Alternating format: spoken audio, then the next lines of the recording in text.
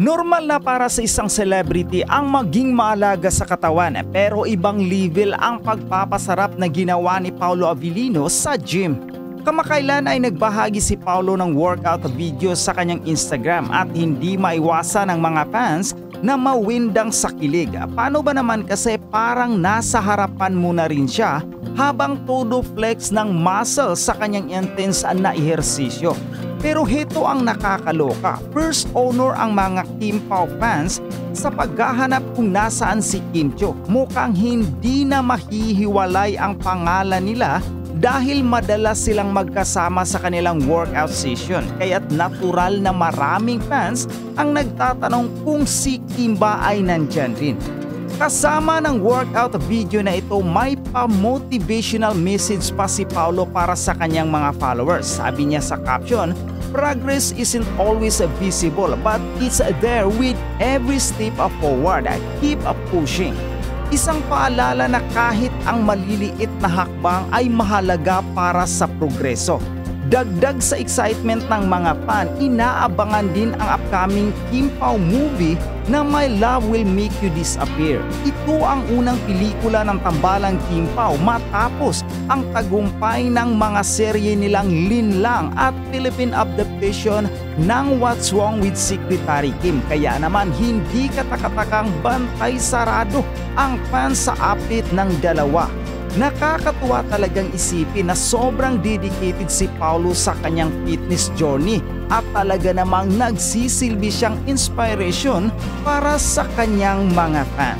Friday, Saturday, weekends na yan mga chika, pero busy ang ating mga idol na sina Kim Chiu at Paolo Abilino sa kani-kanilang mga activities and performances. Actually mga chika, it's just unfortunate na nagkaroon sila ng conflict of schedule. Si Kim Chiu kasi ay nasa Auckland, New Zealand, habang si Paolo Abilino naman ay nasa Sultan Kudarat. Pero ang nakakakilig dito mga chika, though they are miles away from one another, talagang hindi nila nakakalimutan ng isa't isa habang sila mga chika ay nagpe-perform sa entablado. So unahin kong ibigay sa inyong update mga chika, etong inatenad ni Papi Paolo Abilino na grand closing ceremony ng Kalimutan Festival 2024. And actually hindi lang si Paolo mga chika, yung famous personality na umattend dyan, kasi nandyan din si Yael, yung banda ng Sponge Cola, nandyan din si Meme Vice Ganda, and even James Reid mga chika ay nag-perform din dyan.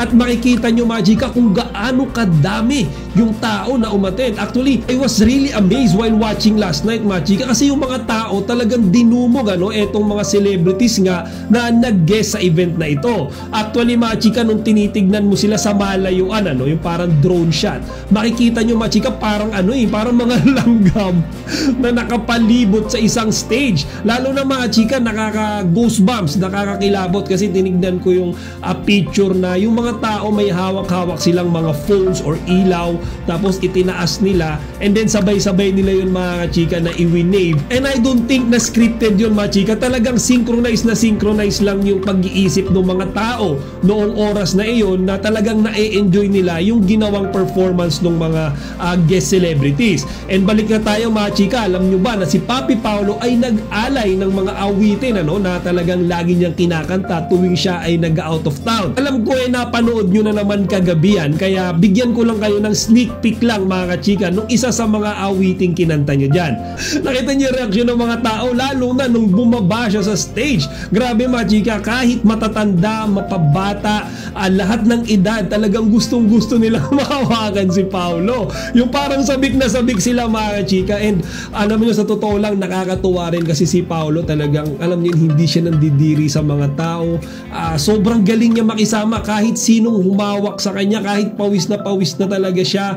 Talagang willing pa rin siyang tumuloy sa kanyang paglalakad. Willing talaga siyang apiran, mahawakan yung mga fans na nanonood sa kanya roon. Kaya heads down talaga ako kay Paolo mga chika. Bihira lang yung mga artistang ganyan. Usually naging signature na ni Paolo yan kapag siya ay magpe-perform, lagi siyang bumababa ng stage, dinarayo niya kahit yung mga nandun sa sa pinakalikod na audiences ng mga fans, nilalapitan niya yan para lang maapiran niya, makawayan niya, at makita siya ng mga ito sa malapitan. Pero kung yung mga tao, yung mga fans, nagsigawan nung kumakanta si Paulo, mas lalo silang nagsigawan, mga chika, nung binanggit na ni Papi Paulo yung pangalan ng kanyang girlfriend, ka-love team pala na si Kim Chiu. So mga chika, anong patapos na nga yung performance or yung pag-guest ni Paulo, nag-imbita siya ng mga fans, ng mga manonood, na kung meron daw silang spare time, spare money, iniimbitahan niya na sana daw panoorin yung movie nila ni Kim na My Love Will Make You Disappear. At meron po kaming pelikula ni Kim Chiu na kasalukuyan po namin ginagawa. Kung meron po kayong ekstrang oras at ekstrang pera para makanood ng sine, sana po mapaunlakan at mapagbigyan niyo yung pelikula namin. Maraming salamat po sa inyo lahat. Thank you.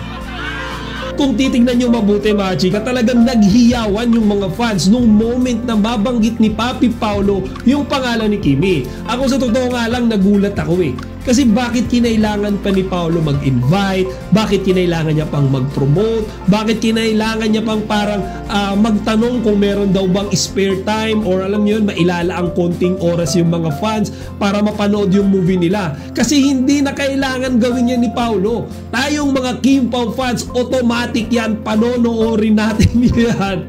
Kahit hindi niya tayo i-invite. Di ba mga chika, ito nga yung sinasabi ko Yung Kim Pao, kahit hindi sila mag-promote, kahit hindi sila mag-market, mag-invite dito sa ginagawa nilang project, mga chika, automatic lahat ng mga fans ay susuportahan yan. And I'm definite, mga chika, magba-box office yan, hindi lang dito sa Pilipinas, pero sa buong mundo. Kaya sana nga, di ba, yung movie ng Kat din na Hello Love Again, talagang record-breaking, talagang mga chika, pumantay siya sa mga Hollywood movies. Nito lamang nung recent launch niya. I just wish, next year kapag nirelease na etong movie ng Kim Pao, sana maging record-breaking din sila, mga chika. Hindi pa natin alam sa ngayon, pero malakas ang kutob ko, mga chika, malakas ang hatak, malakas ang laban ng Kim Pao movie. Kaya nga, like what I said earlier, hindi na sa totoo lang kailangan mag-invite ni Papi Paulo or ni Kimi, kasi automatic na yan, kahit hindi nila tayo yayain or di na nila i-promote yan, panonoorin at panonoorin talaga natin sila. And lastly, mga chika, alam nyo ba na madami yung nakapansin na ibang-iba daw talaga yung aura ni Papi Paulo kagabi.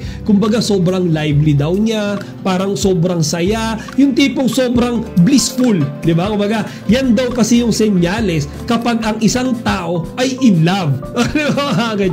So ayon nga sa mga nababasa ko sa comment section, yung mga previous performances daw ni Paulo kapag siya ay nag-out of town, usually daw medyo gloomy, mga chika. Kumakanta siya, nagsasalita siya, bumabati siya sa stage as is, yun na yun. Pero ngayon daw, mga chika, makikita nyo na may feelings Iba daw yung dating ni Papi Paulo, at yun nga sabi nila, sobrang laki daw nung impact na simula nung nakilala niya si Kimi, kapag nakapag-perform siya kasama si Kimi, nahahawa daw si Paulo, mga chika, sa pagiging lively ni Kimi. And lalo na ngayon, na napapabalita nga na meron silang relasyon, isa daw to, mga chika, sa pangunahing dahilan. Nawawala unti-unti yung pagka-introvert ni Paulo, tsaka parang lagi siyang masaya, mga chika. Punang-puna yan ng mga tao. So sa ngayon, iiwan ko sa inyo yan para kayo mismo yung mag-observe sa mga pagbabagong nangyayari ngayon sa kanya. So mga chika, talo naman tayo sa Auckland, New Zealand for Kim Chiu's performance sa Barangay Banyuhay Family Day 2024. Ito naman, mga chika, nakakatawa, kasi parang naging It's Showtime yung tema So as usual, nag-perform si Kimi nung kanyang mga usual na sinasayaw at kinakanta tuwing siya rin ay nag-out of the country. Pero this time, mga chika, nagkaroon kasi sila nung parang segment ng Kalokalike. Okay, so dito ako tawa ng tawa, mga chika, kasi meron isang participant or contestant doon sa mini game nila na iyon, kung saan sinabi ng contestant na ang ka-look-alike niya raw ay si Paulo Abilino. So mga chika, nung sinabi yan ng contestant, natahimik si Kimi, napaisip, at feeling ko kinilig siya ng mga oras na yan. Isipin nyo napakalayo ni Paulo sa kanya that time. Pero mga chika, biglang napunta doon, kahit kalokalike lang, kahit yung mga fans nga, sa totoo lang, talagang nagtilian, Isipin nyo kung yan nga kalokalike pa lang, Paano pa kaya kung kasama niya doon si Paolo, di ba? Number 3!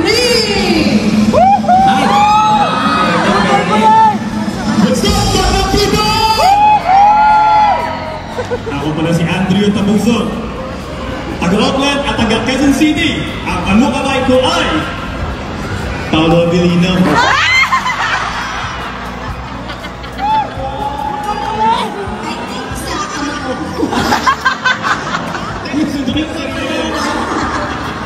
May tapunin ka na nga. Ayun,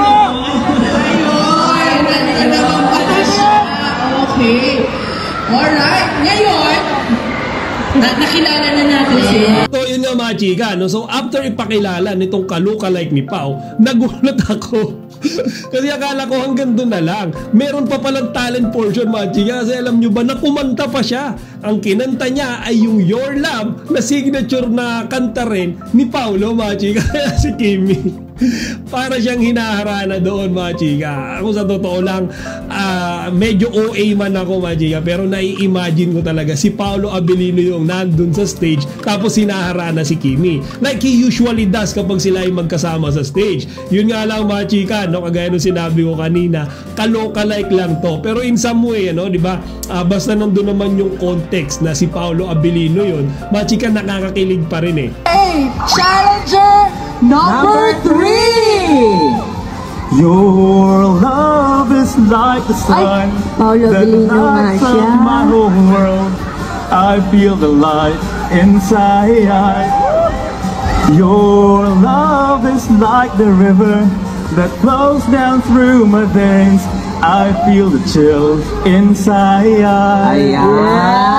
Kaya nga dun sa latter part, ano, baga, nagtanong si Kimi sa mga fans kung sino daw ba yung kamukha ng contestant na yon. And then sumagot naman mga chika yung mga fans na si Paolo Abilino nga daw yung kamukha. Then suddenly, out of nowhere mga chika, biglang sinabi ni Kimi na nanonood nga daw sa kanila ngayon si Paolo. So mga chika, kahit ako napaisip paano nalaman yun ni Kimi? Then tinuro niya mga chika, may tinuro pa siya. Yun pala yung poster pala ni Paolo Abilino na nandun sa event, yung itinuro niya. So, Ano? Sinong ka-lookalike? Kaloka-like ni... Sino ba? Sino? Paolo. Actually, nanonood siya ngayon. Ayun siya, oh. Charot lang. Nakaganyan siya, oh. Pa-cute siya sa'yo. Nakaganyan talaga. Ba't ka nandyan? Dahil dyan, nakakatawa to si Kimi. Though poster lang naman yung tinuro niya doon mga chika, alam ko personally na si Kimi aware din na pinapanood sila ni Paolo that time. Kasi syempre imposible naman na si Paolo hindi updated or hindi niya sinusubaybayan yung mga activities ni Kimi sa Auckland. So yun nga mga chika, talagang good vibes na good vibes etong mga event na pinuntahan ni Kimi tsaka ni Paolo. Though they are miles away nga from one another, makikita naman natin mga chika na yung presence ng isa't isa ay nandun pa rin. Kumbaga kahit si Kimi ay nag-iisa, mafe-feel mo mga chika sa atmosphere, sa aura ng mga audiences na parang nandun pa rin si Paolo. And same goes with Paolo na kahit wala dun si Kimi sa tabi niya that time kagabi, mga chika, mafe-feel nyo pa rin yung essence ni Kimi na kumbaga yung nakikita ng mga tao, kahit si Paolo lang yung nasa stage, parang nandun pa rin si Kimi. At yun yung magandang part mga chika, kasi parang iisa na sila diba? Kumbaga sabi nga nila, Kim Chu Abilino na yan.